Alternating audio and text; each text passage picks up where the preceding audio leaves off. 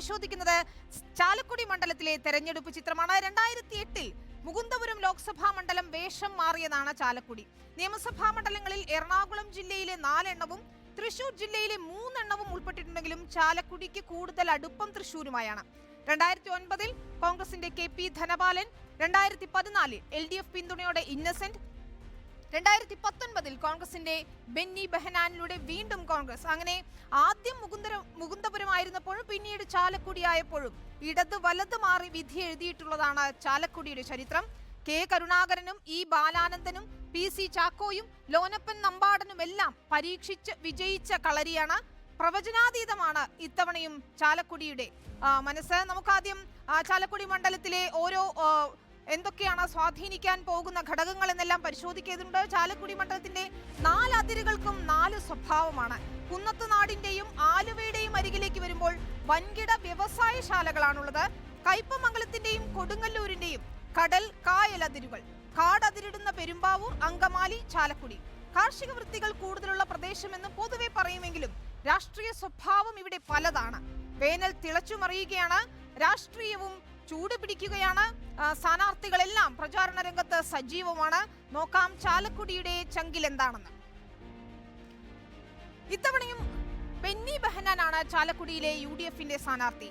ചാലക്കുടി മണ്ഡലത്തിൽ ഉൾപ്പെടുന്ന പെരുമ്പാവൂരുകാരനാണ് ബെന്നി ബെഹനാൻ. ഉമ്മൻചാണ്ടിയുടെ വലം കൈയായി അറിയപ്പെടുന്ന ബെന്നി ബെഹനാൻ UDF കൺവീനർ ആയിരിക്കെയാണ് കഴിഞ്ഞ തവണ സ്ഥാനാർത്ഥിയായി എത്തുന്നത്. അവസാന നിമിഷമായിരുന്നു ബെന്നി ബെഹനാന്റെ രംഗപ്രവേശം. ഇതിനുശേഷം പക്ഷേ മികച്ച പ്രചരണം പുറത്തെടുത്തെങ്കിലും തെരഞ്ഞെടുപ്പിന്റെ മുൻപ് ഹൃദയാഘാതത്തെ തുടർന്ന് അദ്ദേഹം ആശുപത്രിയിലുമായി. പിന്നീട് സ്ഥാനാർത്ഥി ഇല്ലാതെയാണ് UDF പ്രചാരണം നടത്തിയത്. ഇന്നസെന്റിന് ഈസി വാക്ക് ഓവർ എന്ന തോന്നലിൽ നിന്നാണ് വമ്പൻ അട്ടിമറി നടത്തി ബെഹനാൻ സീറ്റ് തിരിച്ചു പിടിച്ചതാണ് നമ്മൾ തെരഞ്ഞെടുപ്പ് ഫലം വന്നപ്പോൾ കണ്ടത്. മണ്ഡലത്തിലെ നിറസാന്നിധ്യം തന്നെയാണ് ബെന്നി ബെഹനാന് ഇത്തവണയും മുതൽക്കൂട്ടാവുക. മുകുന്ദപുരമായിരുന്ന കാലം മുതൽക്കേ തങ്ങളുടെ മണ്ഡലമാണ് ചാലക്കുടി എന്ന് വിശ്വസിക്കുന്നവരാണ് കോൺഗ്രസുകാർ. ചൂളം ഞങ്ങൾക്ക് പ്രശ്നമല്ല. കാര്യം ഇത് ഈ രാജ്യത്തിന്റെ നിലനിൽപ്പിന്റെ പ്രശ്നമാണ്. ഈ രാജ്യത്തിന് സ്വാതന്ത്ര്യം നേടുന്നതിന് വേണ്ടി നടത്തിയിട്ടുള്ള ഐതിഹാസിക പോരാട്ടത്തിൽ നമ്മുടെ മുൻഗാമികൾ, സ്വാതന്ത്ര്യ സമര സേനാനികൾ അനുഭവിച്ച ത്യാഗം, പ്രയാസങ്ങൾ വളരെ കൂടുതലാണ്. ഇന്ന് മോഡി ഇന്ത്യയെ മറ്റൊരു റിപ്പബ്ലിക്കിലേക്ക് എത്തിക്കുന്നതിന് വേണ്ടി നടത്തുന്ന മോഡിയുടെ ഫാസിസ്റ്റ് സമീപനത്തിനെ ചെറുക്കാൻ ഏത് ചൂടിലും ഏത് തണുപ്പിലും സജീവമായി പോരാട്ടം നടത്താനുള്ള ആത്മധൈര്യവും ആത്മവിശ്വാസവുമാണ് ഞങ്ങൾക്കുള്ളത്. മണ്ഡലത്തിലെ നിറസാന്നിധ്യം തന്നെയാണ് ബെന്നി ബെഹനാൻ. ഓരോരുത്തരെയും, ഓരോ വോട്ടർമാരെയും നേരിട്ടറിയാമെന്ന് അദ്ദേഹം എപ്പോഴും ആത്മവിശ്വാസം പ്രകടിപ്പിക്കാറുമുണ്ട്. എന്താണ് ഇപ്പോൾ UDFന്റെ കണക്കുകൂട്ടൽ എന്ന് നോക്കാം. ലേബി സജീന്ദ്രനുണ്ട്. ലേബി, ബെന്നി ബെഹനാൻ പറഞ്ഞതുപോലെ ചൂടും തണുപ്പും ഒന്നൊരു വിഷയമല്ല. കേന്ദ്ര സർക്കാരിനെതിരായ പോരാട്ടം അല്ലെങ്കിൽ കേന്ദ്ര സർക്കാരിനെതിരായ വിധിയെഴുത്ത്, ഒപ്പം സംസ്ഥാന സർക്കാരിനെതിരായ വിരുദ്ധ വികാരം, ഇതൊക്കെ തന്നെയായിരിക്കും പ്രതിഫലിക്കുക എന്ന് തന്നെയാണ് ബെന്നി ബെഹനാൻ പറയുന്നത്. അദ്ദേഹത്തിന്റെ തെരഞ്ഞെടുപ്പ് പ്രചരണം എവിടം വരെയായി? വിനിത, തെരഞ്ഞെടുപ്പ് പ്രചരണം വളരെ ഊർജിതമായി 2ാം ഘട്ടത്തിൽ മുന്നേറിക്കൊണ്ടിരിക്കുകയാണ്. ഇതിൽ പറയേണ്ട ഒരു കാര്യം, UDFനെ സംബന്ധിച്ചിടത്തോളം ഏറ്റവും ഉറച്ച സീറ്റുകളിലൊന്നായി കരുതുന്നതാണ് ചാലക്കുടി.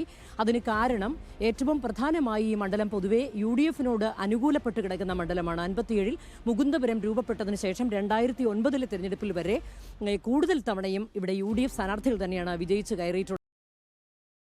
K കരുണാകരൻ അടക്കമുള്ള അധികായന്മാരൊക്കെ ജയിച്ചു കയറിയ മണ്ഡലമാണ്. ഇടയ്ക്ക് മാറി മാറി LDF വന്നിട്ടുണ്ട് എങ്കിൽ പോലും ഇത് പൊതുവെ UDFന് അനുകൂലമായിട്ടാണ് മുകുന്ദപുരം മണ്ഡലത്തിൽ നിലയുറപ്പിച്ചിട്ടുള്ളത്. അതിൽ തന്നെ സമീപ 2 പതിറ്റാണ്ടിൻ്റെ ചരിത്രം എടുക്കുകയാണെങ്കിൽ ഇതിൽ ഒരു അട്ടിമറി വിജയം നേടിയെന്ന് പറയാവുന്നത് 2004-ൽ ലോനപ്പൻ നമ്പാടനും 2014-ൽ ഇന്നസെന്റുമാണ്. പക്ഷേ ഇത് രണ്ടും സവിശേഷമായ രാഷ്ട്രീയ സാഹചര്യത്തിലാണ് എന്നുള്ള കാര്യം വിനിത മറക്കരുത്. 2004-ൽ പൊതുവെ UDFന് എതിർവികാരമുണ്ടായിരുന്ന സമയമാണ്. അന്നാണ് പത്മജ വേണുഗോപാലിനെതിരെ അട്ടിമറി വിജയം നേടി 1,00,000-ലധികം വോട്ടുകൾ നേടി അന്ന് ലോനപ്പൻ നമ്പാടൻ വിജയിച്ചത്. അതേസമയം തിരിച്ചിങ്ങോട്ട് വരുമ്പോൾ 2014-ലാകട്ടെ വേറൊരു സവിശേഷമായ സാഹചര്യമായിരുന്നു. ഇന്നസെന്റ് താരപരിവേഷത്തോടുകൂടി LDF ക്യാമ്പിൽ നിൽക്കുന്നു.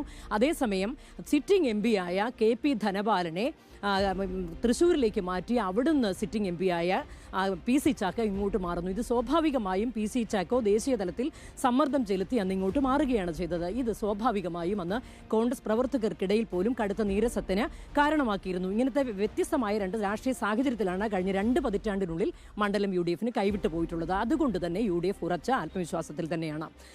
കഴിഞ്ഞ തവണ വലിയ ഭൂരിപക്ഷത്തിൽ 1.5 ലക്ഷത്തിൽ മേലെ വലിയ ഭൂരിപക്ഷത്തിൽ വിജയിച്ച മണ്ഡലം എന്നുള്ള ആത്മവിശ്വാസവും UDF-നുണ്ട്. മറ്റൊരു കാര്യം, ഭരണവിരുദ്ധ വികാരം ഇവിടെ പ്രകടമാകും എന്നുള്ള ആത്മവിശ്വാസം UDF ക്യാമ്പിൽ ഉണ്ട്. സ്ഥാനാർത്ഥിക്കും അത് വളരെ ഉറച്ചു തന്നെയുണ്ട്. വേറൊരു കാര്യം, മണ്ഡലത്തിൽ സുപരിചിതനാണ്. കഴിഞ്ഞ 5 വർഷം കൊണ്ട് ബെന്നി ബെഹനാൻ കോൺഗ്രസിലെ മുതിർന്ന നേതാവാണ് എന്നതിനുപരിയായി അദ്ദേഹം പ്രാപ്യനായ ഒരു MP ആയിരുന്നു. മണ്ഡലത്തിലെ എല്ലായിടത്തും വളരെ ഏറ്റവും പെട്ടെന്ന് ബെന്നി ബെഹനാൻ ഉള്ളത്. ഇനി നമുക്ക് നോക്കേണ്ടത് LDF സ്ഥാനാർത്ഥിയെ കുറിച്ചാണ്. ചാലക്കുടി മണ്ഡലത്തിലെ വോട്ടർ അല്ലാതിരുന്നിട്ടും ജനകീയ മുഖവും ആസൂത്രണ മികവും സാധാരണക്കാരനെന്ന ലേബലുമുള്ള C. രവീന്ദ്രനാഥിനെയാണ് ചാലക്കുടി പിടിക്കാൻ CPM രംഗത്തിറക്കിയത്. തൃശൂർ നഗരത്തിലൂടെ സൈക്കിൾ ചവിട്ടിപ്പോകുന്ന മുൻ വിദ്യാഭ്യാസ മന്ത്രി കൂടിയായ രവീന്ദ്രനാഥ് എന്നും ജനങ്ങൾക്കിടയിൽ ജീവിക്കുന്ന പൊതുപ്രവർത്തകനാണ്. ചാലക്കുടി ലോക്സഭാ മണ്ഡലത്തോട് ചേർന്ന് കിടക്കുന്ന കൊടകര, പുതുക്കാട് മണ്ഡലങ്ങളിൽ നിന്നായി 3 തവണ രവീന്ദ്രനാഥ് നിയമസഭയിലേക്ക് തെരഞ്ഞെടുക്കപ്പെട്ടിട്ടുമുണ്ട്. സ്ഥാനാർത്ഥി ചർച്ചയുടെ ആദ്യഘട്ടങ്ങളിൽ ഒന്നും ഉയർന്നു വരാത്ത പേരാണ് C. രവീന്ദ്രനാഥിന്റേത്. പക്ഷേ വിജയ സാധ്യത കണക്കിലെടുക്കുമ്പോൾ പാർട്ടിക്ക് ശക്തമായ അടിയൊഴുക്കില്ലാത്ത മണ്ഡലം എന്ന നിലയ്ക്ക് സെലിബ്രിറ്റികളുടെ പേരുകൾ അടക്കം ഉയർന്നു കേൾക്കുകയും ചെയ്തിരുന്നു. പക്ഷേ ഇപ്പോഴത്തെ രാഷ്ട്രീയ സാഹചര്യം ഇടതിനൊപ്പം നിൽക്കുമെന്ന വിശ്വാസത്തിൽ തന്നെയാണ് C. രവീന്ദ്രനാഥ് പോരാട്ടത്തിനിറങ്ങുന്നത്. നെമ്പാടം മാഷും പിന്നെ ശ്രീ ഇന്നസെന്റും നല്ല ഭൂരിപക്ഷത്തോടുകൂടി വിജയിച്ച ചരിത്രമുണ്ട്. അപ്പോൾ ഒരു ഇടതുപക്ഷ മനസ്സ് ചാലക്കുടിക്കുണ്ട്. അത് ഇപ്പോഴത്തെ ഒരു സാഹചര്യത്തിൽ, രാഷ്ട്രീയ സാഹചര്യത്തിൽ അത് കൂടുതൽ പ്രസക്തമാകുകയാണ്. ഇപ്പോൾ കേന്ദ്ര സർക്കാരിൻ്റെ പല നടപടികളും സാധാരണ മനുഷ്യനെ വല്ലാതെ ഭയപ്പെടുത്തിയിരിക്കുകയാണ്. അപ്പോൾ അങ്ങനെ ഒരു സാഹചര്യത്തിൽ ഇടതുപക്ഷത്തിന് മാത്രമേ സാധാരണക്കാരുടെ ജീവിതം മെച്ചപ്പെടുത്താൻ കഴിയൂ എന്നൊരു തിരിച്ചറിവ് അനുഭവത്തിലൂടെയും സൈദ്ധാന്തികമായിട്ടുണ്ടായ കാലത്ത് ഒരു ഇടതുപക്ഷ മനസ്സുണ്ട് എന്നുള്ളതും ഈ ഒരു സാഹചര്യവും ഇത് രണ്ടും ചേരുമ്പോൾ പണ്ടുണ്ടായതിനേക്കാൾ കൂടുതൽ ഇടതുപക്ഷ വിജയത്തിന്റെ സാധ്യത ഉണ്ടാവുകയാണ്. ഇടത് ക്യാമ്പും ഏറെ പ്രതീക്ഷയിൽ തന്നെയാണ്. നേരത്തെ നടി മഞ്ജു വാര്യരുടെ പേര് ഉൾപ്പെടെ പറഞ്ഞു കേട്ടിരുന്നു അവിടെ LDF പിന്തുണയോടെ മത്സരിക്കുമെന്ന്. പക്ഷേ ഒടുവിൽ C. രവീന്ദ്രനാഥ് മുൻ മന്ത്രി തന്നെ മത്സരരംഗത്തെത്തുന്നു. ജെയ്സൺ ചാമ്പവളപ്പിലുണ്ട്. ജെയ്സൺ, ലേബി സൂചിപ്പിച്ചതുപോലെ UDF ക്യാമ്പ് വലിയ പ്രതീക്ഷയിൽ തന്നെയാണ്, സീറ്റ് നിലനിർത്തുമെന്ന പ്രതീക്ഷയിൽ തന്നെയാണ്. എന്താണ് ഇപ്പോൾ LDF ക്യാമ്പിലെ തെരഞ്ഞെടുപ്പ് പ്രചരണ രീതി? എന്തൊക്കെ കാര്യങ്ങളാണ് മണ്ഡലത്തിൽ അവർ സജീവ ചർച്ചയാക്കുന്നത്? മുൻ വിദ്യാഭ്യാസ മന്ത്രി കൂടിയാണ്. അദ്ദേഹത്തെ സംബന്ധിച്ചിടത്തോളം എത്രത്തോളം പ്രതീക്ഷയുണ്ട്?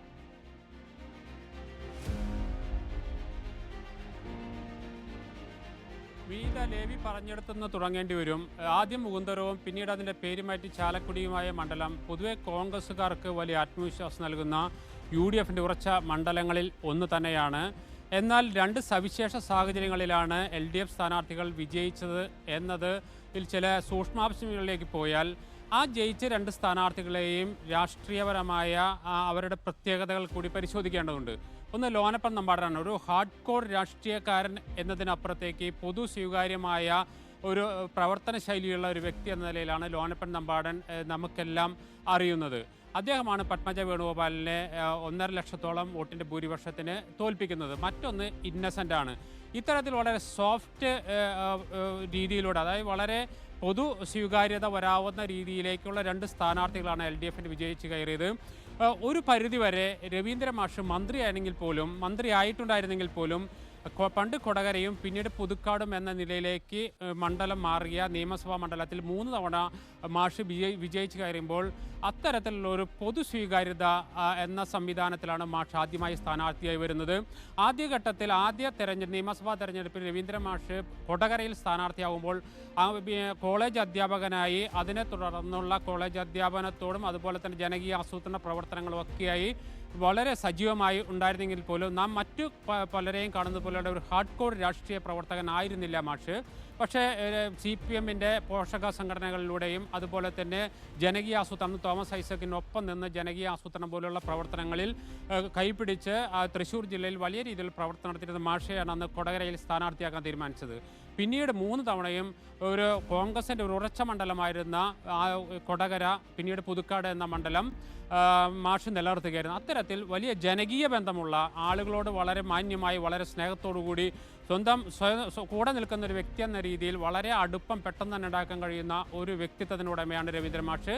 അതുതന്നെയാണ് ചാലക്കുടി പോലൊരു മണ്ഡലത്തിൽ മാഷെ പരിഗണിക്കാനായിട്ട് LDF പ്രേരിപ്പിച്ചതെന്ന് പറയേണ്ടി വരും. ചാലക്കുടി പൊതുവേ ഞാൻ നേരത്തെ പറഞ്ഞ പോലെ തന്നെ ചാലക്കുടി മണ്ഡലത്തിൻ്റെ പൊതു സ്വഭാവം ഒരു വലിയ രീതിയിലുള്ള ഒരു ഹാർഡ് കോർ രാഷ്ട്രീയക്കാരനെ ഉൾക്കൊള്ളുന്ന ഒരു മണ്ഡലമല്ല. പക്ഷേ അതേസമയം പൊതു സ്വീകാര്യതയുടെ അടിസ്ഥാനത്തിൽ കൂടി ആളുകളെ സ്വീകരിക്കുന്ന ഒരു മണ്ഡലം എന്ന നിലയിൽ തന്നെയാണ് LDF വിലയിരുത്തിയിരിക്കുന്നത്. അതുകൊണ്ടാണ് രവീന്ദ്ര മാഷെ പോലുള്ള ഒരു സ്വാത്വികനായ അല്ലെങ്കിൽ വളരെ സൗമ്യമായി ഇടപെടുന്ന വളരെ ജനകീയമായി വിദ്യാഭ്യാസ മന്ത്രി എന്ന നിലയിൽ അദ്ദേഹം വിദ്യാഭ്യാസ പ്രവർത്തനങ്ങളെ മുന്നോട്ട് കൊണ്ടുപോയ യാതൊരു രീതിയിലുള്ള മറ്റൊരു രീതിയിലുള്ള വിവാദങ്ങളിൽ പെടാത്ത വളരെ മാന്യമായ രീതിയിൽ രാഷ്ട്രീയ പ്രവർത്തനം നടത്തിയിരുന്ന ഒരു വ്യക്തിയെ തന്നെ LDF അവിടെ സ്ഥാനാർത്ഥിയാക്കി നിശ്ചയിക്കുന്നത്. അതുതന്നെയാണ് LDFന് വലിയ വിജയപ്രതീക്ഷ അവിടെ നൽകുന്നത്. വളരെ ശാന്തമായ രീതിയിൽ തന്നെയാണ് അദ്ദേഹത്തിൻ്റെ പ്രവർത്തനം. നാം പുറത്തുനിന്ന് കാണുമ്പോൾ ഒരു കാടിളക്കിയുള്ള പ്രവർത്തനമൊന്നും രവീന്ദ്ര മാഷിൽ നിങ്ങൾ പ്രതീക്ഷിക്കേണ്ടത്. പക്ഷേ ഓരോരുത്തരുടെ അടുത്തെത്തുമ്പോൾ വളരെ അവരുടെ മനസ്സിലേക്ക് കയറാൻ കഴിയുന്ന രീതിയിലുള്ള ഒരു അടുപ്പം കാത്തുസൂക്ഷിക്കാൻ കഴിയുന്ന ഒരു വ്യക്തി. അന്നത്തെ വിവാദമൊക്കെ ഉണ്ടായപ്പോൾ ഓടിയെത്തുന്ന രവീന്ദ്രൻ മാഷയാണ്, സി രവീന്ദ്രനാഥിനെയാണ് നമ്മൾ കണ്ടതും. ഏതായാലും ജനകീയ രണ്ട് ജനകീയ മുഖങ്ങളെ തന്നെയാണ് UDFും LDFും ഇറക്കിയിരിക്കുന്നത്. ബെന്നി ബെഹനാനും പ്രൊഫസർ സി രവീന്ദ്രനാഥും. NDAയെ സംബന്ധിച്ചിടത്തോളം അവർ BDJSന്റെ സംസ്ഥാന സെക്രട്ടറി KA ഉണ്ണികൃഷ്ണനെയാണ് NDA സ്ഥാനാർത്ഥിയായി കളത്തിലിറക്കിയിരിക്കുന്നത്. റബ്ബർ ബോർഡ് വൈസ് ചെയർമാനും കുന്നത്തുനാട് SNDP യൂണിയന്റെ കൺവീനറും കൂടിയാണ് ഉണ്ണികൃഷ്ണൻ. 2016, 2021 നിയമസഭാ തെരഞ്ഞെടുപ്പുകളിൽ ചാലക്കുടിയിൽ NDAയുടെ സ്ഥാനാർത്ഥിയായിരുന്നു അദ്ദേഹം. UDF LDF സ്ഥാനാർത്ഥികൾ ഇഞ്ചോടിഞ്ച് പോരാട്ടം നടത്തിയതും ചരിത്രമാണ്. കോൺഗ്രസിൽ നിന്ന് കൂടുമാറി BJPയിലെത്തിയ പത്മജ വേണുഗോപാലിന്റെ സ്ഥാനാർത്ഥിത്വം അടക്കം പല പേരുകൾ ഉയർന്നു വന്നിരുന്നെങ്കിലും ഒടുവിൽ BDJSന് തന്നെ സീറ്റ് നൽകാനാണ് NDAയിൽ തീരുമാനമായത്. റബ്ബറിന് 300 രൂപ ലഭിച്ചാൽ BJPയെ സഹായിക്കാമെന്ന് നമുക്ക് ഓർമ്മയുണ്ട്. തലശ്ശേരി അതിരൂപത ആർച്ച് ബിഷപ്പ് മാർ ജോസഫ് പാംപ്ലാനിയുടെ ഒരു പ്രസ്താവന വന്നിരുന്നു. വലിയ ചർച്ചയായ ഒരു പ്രസ്താവനയായിരുന്നു. അതിന് പിന്നാലെ അദ്ദേഹത്തെ സന്ദർശിച്ച പ്രമുഖരിൽ ഒരാളാണ് റബ്ബർ ബോർഡ് വൈസ് ചെയർമാൻ ആയിരുന്ന ഉണ്ണികൃഷ്ണൻ. അദ്ദേഹത്തിന്റെ സാധ്യതകൾ എത്രത്തോളം ഉണ്ട് എന്ന് അർജുൻ മട്ടന്നൂർ നൽകും വിവരങ്ങൾ. അർജുൻ, LDF UDF ക്യാമ്പുകൾ സജീവമാണ്. ജനകീയ മുഖങ്ങളെ തന്നെയാണ് അവർ ഇറക്കിയിരിക്കുന്നത്. ഇപ്പോൾ NDAയുടെ സ്ഥാനാർത്ഥി അവിടെ ജാതി സമവാക്യങ്ങളൊക്കെ പരിഗണിക്കുമ്പോൾ അദ്ദേഹത്തിന് എത്രത്തോളം പ്രതീക്ഷകളുണ്ട്? ഒപ്പം ഈ റബ്ബറിന്റെ വിഷയങ്ങൾ അത്തരത്തിലുള്ള പല കാര്യങ്ങൾ ചർച്ചയാകുന്നത് സമയത്തു കൂടിയാണ് സ്ഥാനാർത്ഥിയായി NDA സ്ഥാനാർത്ഥിയെ സംബന്ധിച്ചിടത്തോളം എത്രത്തോളം പ്രതീക്ഷകളുണ്ട്? ഉണ്ണികൃഷ്ണന്റെ സാധ്യതകൾ എത്രത്തോളമാണ്? വിനീത, ഈ മണ്ഡലം രൂപീകരിച്ച ശേഷമുള്ള ആദ്യ തെരഞ്ഞെടുപ്പ് മുതൽ ഇങ്ങോട്ട് NDA കൃത്യമായി അവരുടെ വോട്ട് വിഹിതം വർദ്ധിപ്പിക്കുന്നുണ്ട്. അത് കണക്കുകൾ തന്നെ വ്യക്തമാണ്. 2009 ഏതാണ്ട് 42,000 വോട്ടുകളാണ് അന്ന് BJP സ്ഥാനാർത്ഥിക്ക് ലഭിച്ചത്. ഏതാണ്ട് 4% അന്ന് വോട്ട് ലഭിച്ചത്. അതിനുശേഷം 2014 എത്തുമ്പോൾ അത് 92,000 ഉയർത്താൻ വോട്ട് വിഹിതം ഉയർത്താൻ BJPക്ക് കഴിഞ്ഞു. അന്ന് B ഗോപാലകൃഷ്ണനാണ് ചാലക്കുടി സ്ഥാനാർത്ഥിയായി എത്തിയത്. അന്ന് ഏതാണ്ട് 9% വോട്ട് വീതം ലഭിച്ചു. തുടർന്ന് 2019 എത്തുമ്പോൾ അത് 1.5 ലക്ഷത്തിലധികം വോട്ടായി മാറുന്നു. അതായത് 15% മുകളിലേക്ക് എത്തുന്നു. അന്ന് N രാധാകൃഷ്ണനാണ് മത്സരിച്ചത്. ഇത്തരത്തിൽ കഴിഞ്ഞ 3 തിരഞ്ഞെടുപ്പുകളിലും കൃത്യമായി വോട്ട് വീതം വർദ്ധിപ്പിക്കാൻ BJPക്ക് കഴിഞ്ഞിട്ടുണ്ട്. ഇത്തവണ BDJS ആണ് സ്ഥാനാർത്ഥി. ചാലക്കുടിക്കാരൻ തന്നെയാണ് KA ഉണ്ണികൃഷ്ണൻ. മാത്രവുമല്ല SNDP കുന്നത്തുനാട് യൂണിയന്റെ കൺവീനറാണ്. അതോടൊപ്പം റബ്ബർ ബോർഡ് വൈസ് ചെയർമാനാണ്.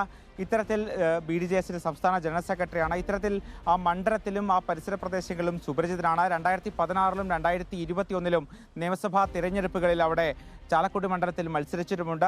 ഇത്തരത്തിൽ സുപരിചിതനായ KA ഉണ്ണികൃഷ്ണനെയാണ് BDJS നിർത്തിയിരിക്കുന്നത്. സ്വാഭാവികമായും ഇത്തവണ വോട്ട് വീതം വലിയ തോതിൽ വർദ്ധിപ്പിക്കാൻ കഴിയുമെന്നൊരു പ്രതീക്ഷ തന്നെയാണ് NDAക്ക് ഉള്ളത്.